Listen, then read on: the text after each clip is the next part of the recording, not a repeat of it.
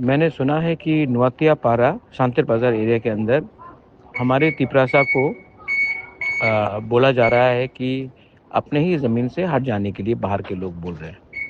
मैं तिपरा मोथा के वॉरियर्स को बोल रहा हूँ, आप लोग क्या कर रहे हैं? उठिए, जाइए और वहाँ में इंक्वायरी कीजिए और मुझे रिपोर्ट दीजिए।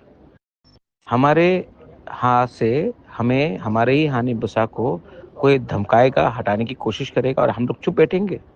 गवर्नमेंट में बैठा है, इसका ये मतलब नहीं कि हम लोग सुस्त हो गए। ये मुझे मीडिया से मिला है, ये बात आपको हमको पहले बोलना चाहिए था। जो भी है, अब वॉरियर्स को जाकर मुझे ग्राउंड रिपोर्ट दीजिए, नुआतियापारा शांतिर बाजार में क्या हो रहा है, क्यों हमारे गरीब तिपरासा को तंग किया जा रहा है। I want the report. This is बोबागरा sending message to take immediate action and to resolve the situation.